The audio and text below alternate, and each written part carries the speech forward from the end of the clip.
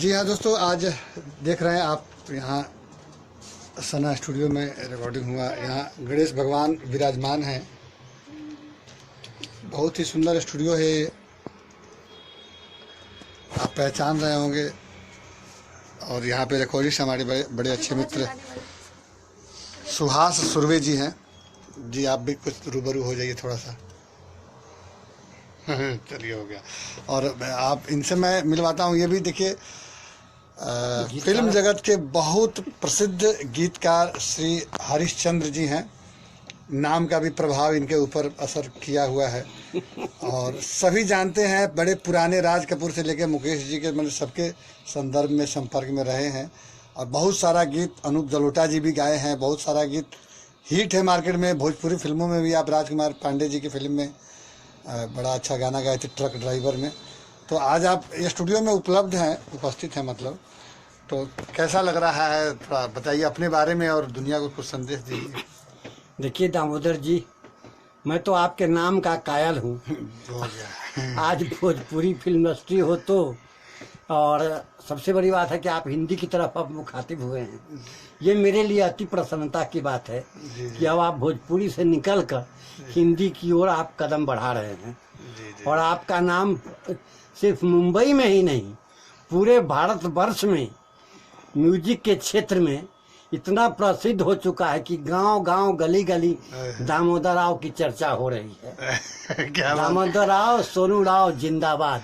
तो मेरा सौभाग्य है कि आपके साथ मैं कोई काम कर रहा हूँ, आपके लिए गीत लिख रहा हूँ और हम दोनों मिलकर काम कर रहे हैं। मैं भगवान को लाख लाख शुक्रिया अदा करना चाहता हूँ, उनके चरणों में प्रणाम करना चाहता हूँ कि हम दोनों भाई भाई की तरह मिलकर आप म्यूजिक के क्षेत्र में और मैं लिरिक्स गीत के क्षेत्र में काम मतलब साहित्य संगीत का कॉम्बिनेशन बन जाए। साहित्य और संगीत दोनों अन्योन्याश्रित है, एक दूसरे पर निर्भर है। अगर साहित्य नहीं है, कविता नहीं है तो संगीत क्या बनेगा? नहीं, वो तो बिना कपड़े का शरीर है। तब सीधी बात है। इसीलिए अगर अच्छा गीत लिखा जाए तो अच्छा संगीत उस पर स्वतः पैदा होता है। अच्छा, इसमें आप बहुत सुंदर दिख भी रहे हैं, एकदम टीवी की तरह लगता है कि बड़े अच्छे टीवी पे आस्था चैनल पे आप प्रवचन दे रहे हैं। क्या कहेंगे? ये देखिए ये आपका व्यक्तिगत आपकी भावना है। और सुंदर का ध्यान कहीं सुंदर, गोपाल सिंह नेपाली की बहुत जगत प्रसिद्ध कविता है। सुंदर का ध्यान कहीं सुंदर, जिसमें स्वयं सुंदरता होती है उसको सब कुछ में सुंदरता दिखाई पड़ती है। क्या बात है। वाह वाह वाह। तो संसार में जो व्यक्ति दूसरों की प्रशंसा करना जान ले, दूसरों का सौंदर्य देखना सीख ले, तो वह कभी भी असफल नहीं हो सकता। मेरा विश्वास है मतलब कि दामोदर राव एक दिन जीवन संग्राम और संगीत संग्राम जीत लेंगे। मेरा विश्वास है। ये तो आप अपने कवि और साहित्य के बल पे ऐसी बातें कर रहे हैं शायद। या हकीकत हो जो देखिए यहाँ गायिका नीतू जी बैठी हैं, राजदीप जी बैठे हैं, हमारे सुभाष जी बैठे हैं। इनके सामने हरिश्चंद्र, मेरा नाम ही हरिश्चंद्र है और हरिश्चंद्र असत्य बोल ही नहीं सकता और न मैं अतिशयोक्ति करता हूँ। आप सब साक्षी हैं कि आज दामोदर राव मुंबई महानगर में कितने सुप्रसिद्ध है। और नव आगंतुकों में आपकी पॉपुलरिटी तब कमाल है। जहाँ भी जाइए, है कि नहीं? यूपी बिहार तो छोड़ दीजिए, आज आप राजस्थान में जाएं तो या गुजरात में जाएं तो दामोदर राव का नाम सर्वत्र आदर के साथ लिया जाता है और दामोदर राव का भविष्य उज्जवल है।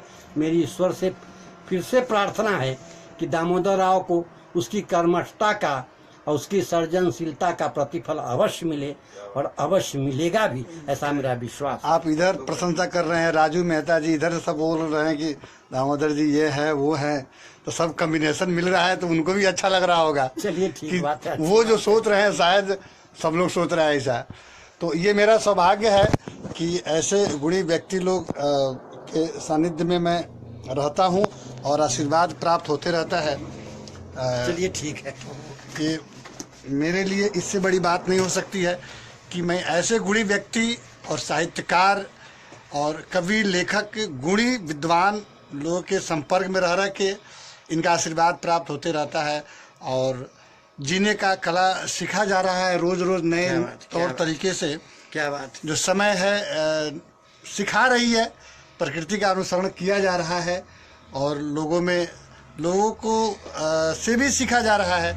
आज यहाँ सना स्टूडियो में आप देख रहे हैं, तो मैं तो हृदय से इनके अंदर एक बात बीच में हम आपको ये डिस्टर्ब कर रहे हैं, सच्ची प्रार्थना कभी विफल हो ही नहीं सकती। वाह वाह, सच्ची कर्मठता वाह, और संगीत के प्रति सच्ची साधना, लेखन के प्रति आत्मिक उपसर्ग कभी भी व्यर्थ नहीं जा सकता। मतलब भगवान के घर देर है अंधेर नहीं। नहीं नहीं नहीं नहीं, ईश्वर देखिए, ईश्वर की दूसरी परिभाषा नहीं हो सकती। हमने जो बचपन से आज तक गुरुओं से बड़ों से जो कुछ सीखा है। लड़की हमारी देख रही है, रोशनी अलका देख रही है, कह रही है कि हम लोग देख रहे हैं गांव में। हम समझ गया, अलका देख रही है। मौसी के घर है अपने, है लिख रही है। हाँ मालूम है। तो मेरा ये विश्वास है कि सच्ची जो लगन है, सच्ची जो साधना है, सच्ची जो प्रार्थना है, वह कभी भी विफल नहीं हो सकती। और एक न एक दिन आपका समय जरूर आएगा और आपकी मनोकामना अवश्य पूरी होगी, ऐसा मेरा विश्वास है। इसलिए फिर से हम इस बात को एक लाइन याद आ रही है, कबीर जी ने एक लिखा है कि कबीरा करनी आपनी कबहू न निष्फल जाए। कबीरा करनी आपनी कबहू न निष्फल जाए, सात समुद्र आड़ा पड़े मिले अगाऊ पाए। सही बात है, बिल्कुल सही। मतलब कि सच्चे दिल से मेहनत हो, ईमानदारी हो, सात्विकता हो, आध्यात्मिकता हो और समर्पित भाव से, समर्पण की भावना के चरणों में समर्पित भाव से अगर कोई काम होता है तो असफल हो ही नहीं सकता। यही जीवन का सार है, यही समझना है। और ये नहीं कि हम लोग समझदार हैं, अभी रोज रोज समझ रहे हैं, जीवन को समझा जा रहा है। जितना दिन तक जिंदा रहेगा आदमी समझते रहेगा। चलिए, बहुत अच्छी। और रोशनी कर अलका कह रही है कि अंकल जी, मम्मी और मौसी की तरफ से आपको नमस्कार। अरे मैं भी हल्का, जहाँ भी तू है मैं तुमको देखो, घर पे भी तुमको मैं ढूंढा हूँ। खाना खाते खाते छोटी खाना खिला लेती है हमको, और सोनू और सन्नी, तो हम आपको बहुत याद कर रहे थे कि अलका रहती तो आज मजा ही कुछ और होता। चलो ठीक है। तो हम लोग भी आप में एक गार्जियन का स्वरूप ही हम लोग फील करते हैं। बम्बई जैसे जगह में यहाँ फिल्मी बातें हैं और अलग अलग लोग हैं, लेकिन सब संप्रदाय के लोग रहने के बावजूद भी एक एकता है, एक अपनापन है, बड़ी बात। और सबसे मिल के रहना पड़ता है, लोग मिलते रहते हैं। जी अमर रहे आप प्यार। संसार में और क्या चाहिए? मुझे तो लगता है प्यार से बड़ी कोई चीज नहीं होती। क्या बात है? पोथी पढ़ पढ़ जगमुआ पंडित भया न खोए, 2.5 आखर प्रेम का पढ़े से पंडित। तो प्यार का तो बड़ा, सबसे गहरा रंग प्यार का, सबसे गहरा रंग प्यार का, प्यार कभी न छूटे रे, प्यार का बंधन ऐसा बंधन, बंधन कभी न टूटे रे।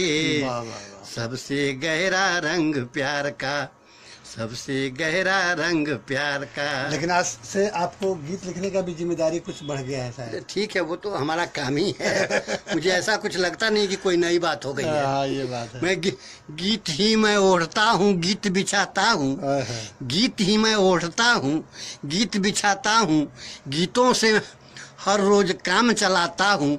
गीत मेरे ब्लड में है, गीत मेरे हृदय में, गीत मेरे मस्तिष्क में है, गीत मेरे खाने पीने ओढ़ने बिछाने में है। गीत है, मैं सिर्फ गीत, सिर्फ गीत के अलावा मेरे जीवन में और कुछ है ही नहीं। जब उदास हो जाता है मन, कुछ भी नहीं सुहाता।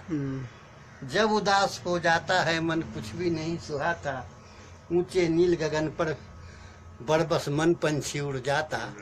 ऊंचे नील गगन पर बरबस मन पंछी। बहुत सारा कमेंट आ रहा है लोगों का। मतलब ये काम नए नित्य गीत बनाना। हाँ, गीत बना के जहाँ को सुनाना। कोई न मिले तो अकेले में गाना।